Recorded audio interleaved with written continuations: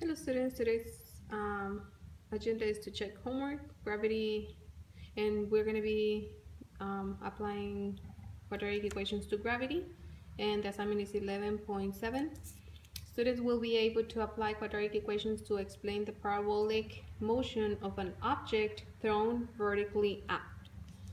So before we start, I just want to kind of get you to think of like how does it work with the strength of us throwing an object up. And as soon as you throw it, we can say that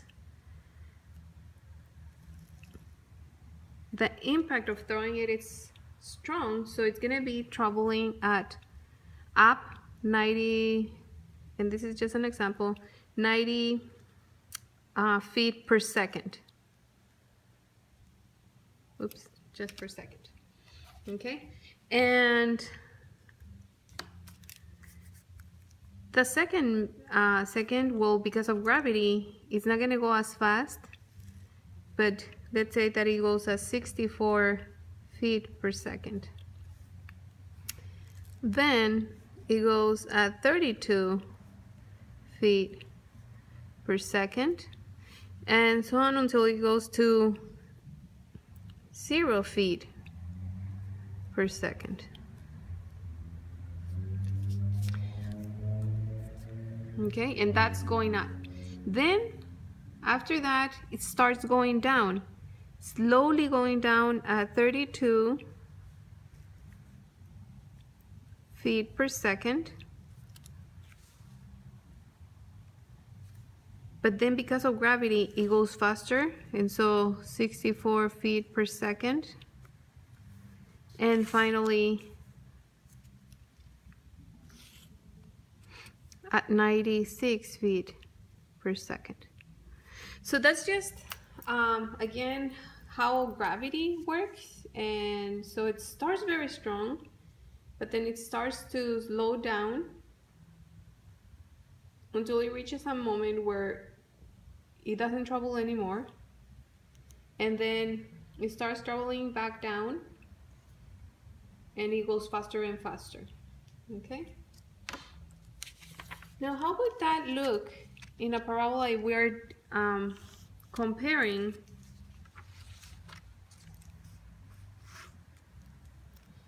the height or the position compared to seconds?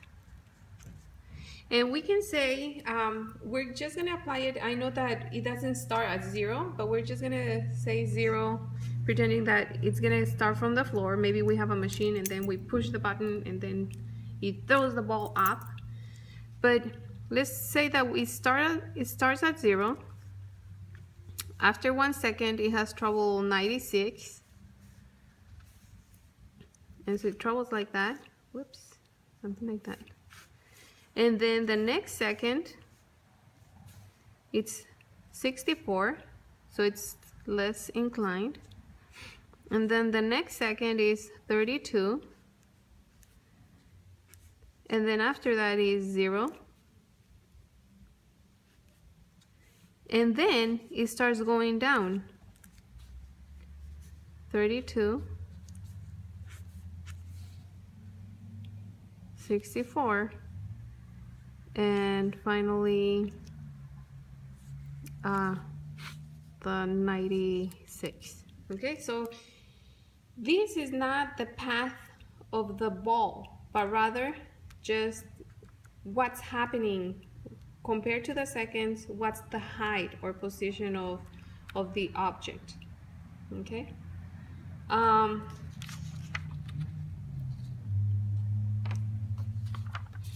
So let's see. Other information that you need to know is the equations that are used for finding the actual position of a falling object when it's thrown up vertically. And so there are two different equations. One is P equals negative 4.9 t squared plus V naught times t plus p naught. The other equation is p equals negative 16t squared plus v naught times t plus p naught. So the only difference is these coefficients of the t squared of my a. And the reason is because this, we're looking at meters. Okay, it refers to the metric system. As with the other is the standard. Okay, the standard measurement, which is in feet.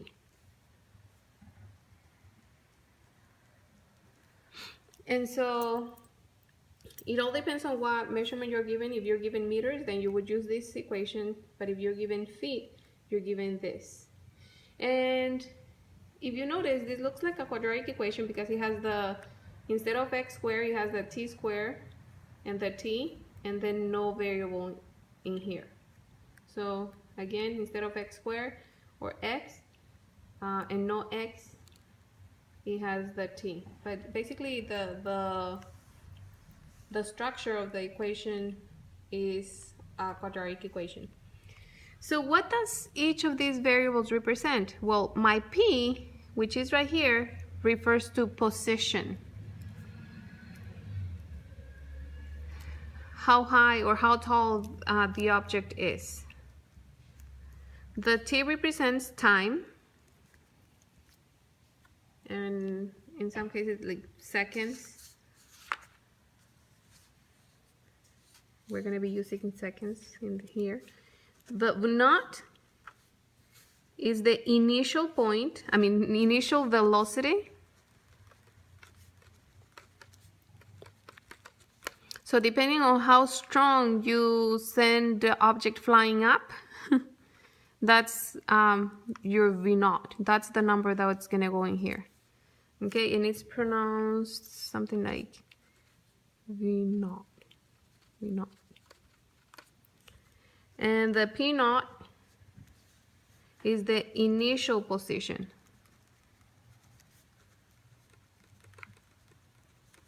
Okay, pronounced P naught. And so we're not going to be working too much with the initial position because we're just going to say that you're sending the object right from the floor, meaning starting at 0. So that's going to disappear because it's going to be at 0.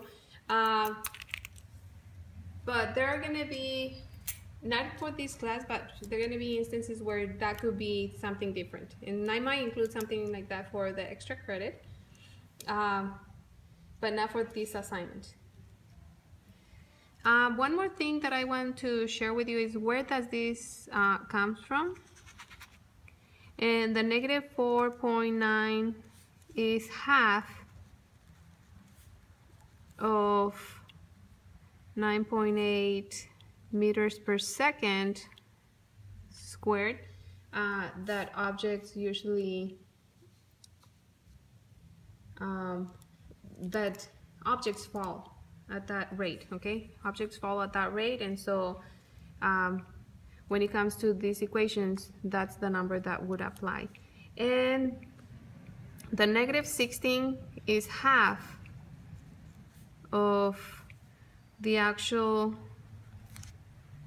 distance of 32 feet that objects fall second squared. Okay.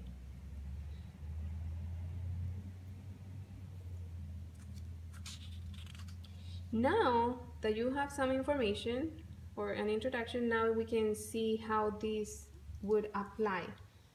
And so let me start by putting this example in here. It says you throw an object up in the air from the ground at 96 feet. So you throw an object up in the air from the ground,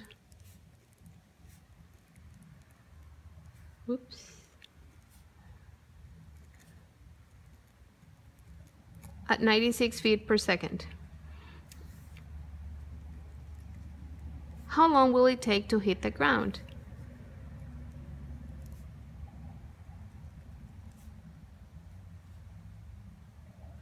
How long will it take?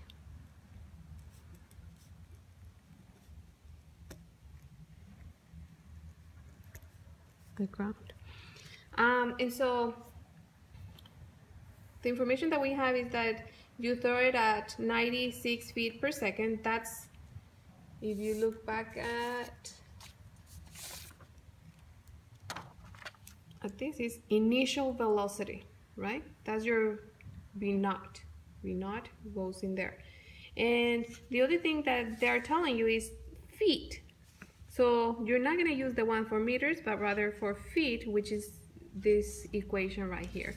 So I'm going to write P equals negative 16t squared plus V naught t plus P naught. And the only thing you're going to be replacing is this part right here. So negative 16t squared plus 96t. And in here, we don't say, since it says from the ground, it means that your initial position was 0, right? From the ground means plus 0 at 0 meters above the ground. Again, if you were to throw it, let's say from your hand, you might be about 5 feet or 5 feet 5 or something, and you might be throwing it maybe from around 4 feet. But again, we're not going to be doing anything with initial point other than 0. It's going to be 0. So basically that one disappears, right? And so I'm going to put that my P is equals to 0 because we want to know when is it going to hit the ground, and the position, P stands for the position, has to be 0 for it to be in the ground. So I'm going to put negative 16t squared plus 96t. I can factor this to solve for t, which is the time, and that's the seconds that we need to know. How long will it take to hit the ground? So 0 is equals to negative 16 can go into both 16 and 96. T, because it can be divided by t as well, both terms. And then I start dividing. Negative 16t squared divided by negative 16t is t. 96t divided by negative 16t is negative 6. And so my t will be 0, because remember that we need to make this one of these factors 0 to multiply equals to 0. So 0 times negative 16 is 0. And the other possibility is positive 6, because 6 minus 6 is 0. Okay, so that means that my object will touch ground, or will be on the ground at 0 seconds and 6 seconds. Okay, both of those. Okay, this is when I start throwing it. This is when it lands, when it comes back down. Okay, so maybe I should write a sentence in there. My object, or it will hit the ground at 6 seconds.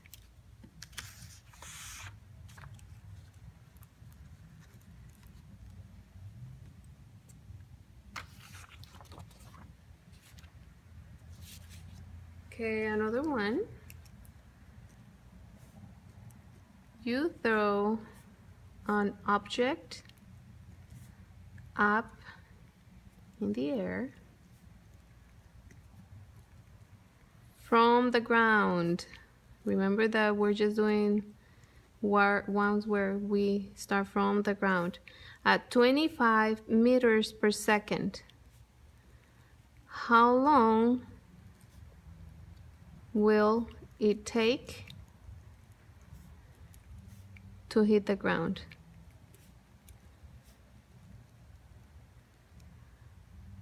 Again, we need to see which of the two equations will I use. first of all, it says meters, so I'm going to use the first equation. Okay, so P is equals to negative 4.9 t squared plus V naught t plus P naught. And I start replacing. Remember that the only thing that they're giving us here is the V naught.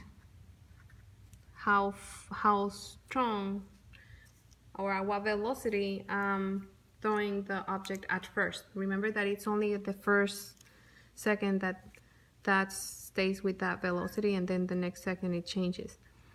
So P is equals to negative 4.9 t squared plus 25 t plus 0. Again, this is disappearing, and I'm going to replace 0 in here because I want to know when it touches the ground, and the touching the ground means at 0 meters high. So it's 0 negative 4.9 t squared plus 25 t. And so I'm gonna get this for my greatest common factor, and for the t and t squared, it will be t. Okay, remember we always get the variable with the smallest exponent. And so we're gonna need a calculator because this number, or you can do it on your page, that's fine. But we're gonna be dividing again each term by this greatest common factor. This is my greatest common factor. And so negative 4.9 t squared divided by negative 4.9 t is gonna be t. Positive divided by negative is negative. 25 divided by negative 4.9,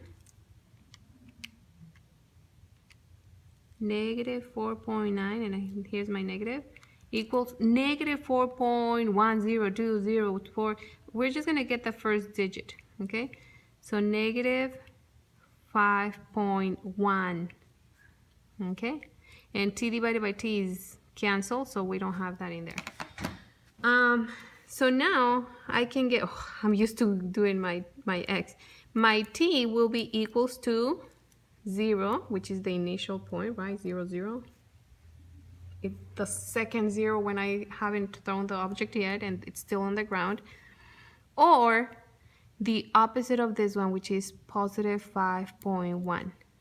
Okay, so it's going to, my object will touch ground at 5.1 seconds. I don't know what's going on with me. Whoops. So it will hit the ground. Coming back, okay? Coming back, it will hit the ground at 5.1 seconds. Okay, and that's the answer. So remember, what you're replacing is the 25 into the V naught, and after that you're factoring with the greatest common factor by dividing by the coefficient of t squared and the t, and then you just start dividing. And for the answers, remember that is the opposite. It's like just making this each an equation. Negative 4.9 t equals 0. Divide both sides by negative 4.9, and so t equals 0. And the other one is t minus 5.1 equals 0. I add 5.1 to both sides, and so t equals 5.1. Okay, so those are my answers, and I hope these are helpful. Now you can go ahead and do 11.7.